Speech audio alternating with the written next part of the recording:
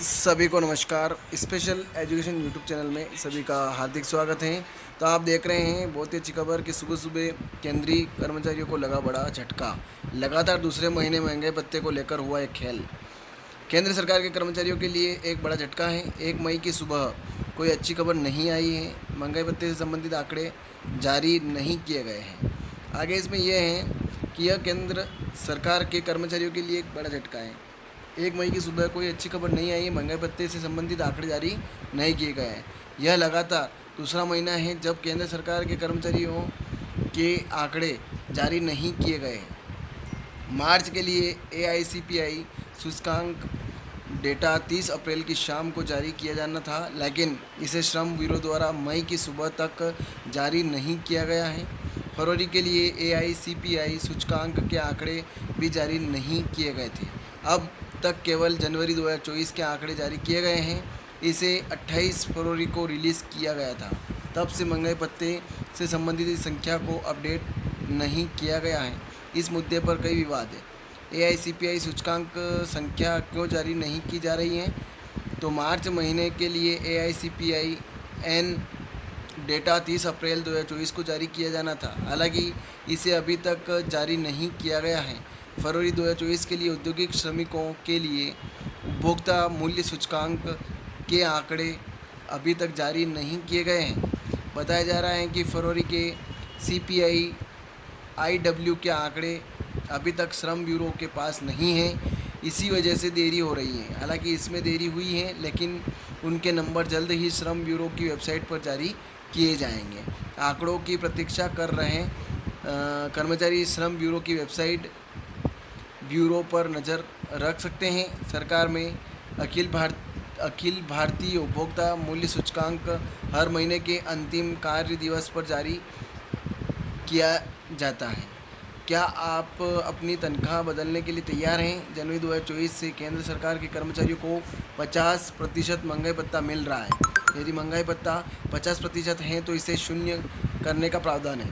हालांकि यह नियम केवल 7वें वेतन आयोग के गठन के समय लागू किया गया था। इस बार भी यह शून्य होगा या नहीं, इस बारे में कोई स्पष्टता नहीं है। हालांकि विशेषज्ञों का मानना है कि यह नियम इसलिए बनाया गया था ताकि कर्मचारियों के वेतन में समय समय पर संशोधन किया जा सके।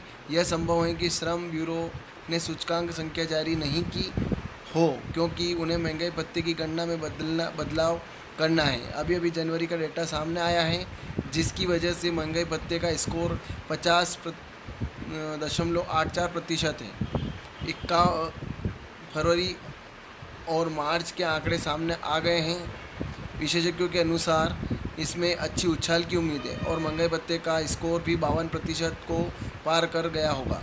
कितना बढ़ाया जा सकता है? तो विशेषज्ञों के अनुसार महंगाई भत्ते में अगला अपडेट भी 4% हो सकता है। यह 54% है। मौजूदा रुझान के अनुसार महंगाई भत्ता 51% तक पहुंच गया है।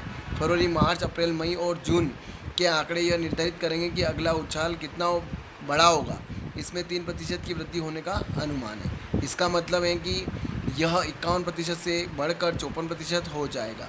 महंगाई भत्ते की गणना एआईसीपीआई सूचकांक का उपयोग करके की जाती है। सूचकांक में विभिन्न क्षेत्रों से एकत्र किए गए मुद्रास्फीति के आंकड़ों से पता चलता है कि मुद्रास्फीति की तुलना में कर्मचारियों का भत्ता कितना बढ़ना चाहिए।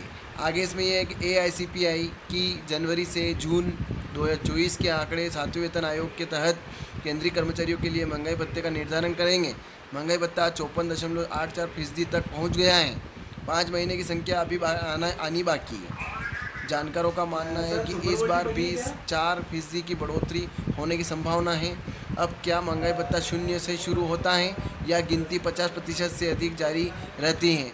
इसे 4% तक बढ़ाया जा सकता है। अगर ऐसा होता है तो महंगाई भत्ता 54% तक जा सकता है। यह एआईसीपीआई संख्याओं द्वारा निर्धारित किया जाता है। महंगाई भत्ता केंद्र सरकार के कर्मचारियों के लिए महंगाई भत्ते का निर्धारण एआईसीपीआई सूचकांक यानी सीपीआई द्वारा किया जाता है। इसे श्रम ब्यूरो द्वारा हर महीने की अंतिम कार्य दिवस पर जारी किया जाता है। हालांकि इस आंकड़े में 1 महीने की देरी हुई है। उदाहरण के लिए जनवरी के आंकड़े फरवरी के अंत में आते हैं। सूचकांक की संख्या निर्धारित करती है कि महंगाई भत्ता अब कितना बढ़ेगा। महंगाई भत्ता निर्धारित करने के लिए एक फार्मूला दिया जाता है। केंद्र सरकार के कर्मचारियों के लिए फार्मूला पिछले 12 महीनों के लिए अखिल भारतीय उपभोक्ता मूल्य सूचकांक का औसत 115.76 गुणित 100 है। इसमें ब्यूरो कई वस्तुओं का डेटा एकत्र करता है। इसके आधार पर सूचकांकों की संख्या निर्धारित की जाती है। यदि जुलाई से महंगाई भत्ते की गणना 0 से शुरू होती है तो केंद्रीय कर्मचारियों के वेतन में 9,000 रुपये की वृद्धि होगी।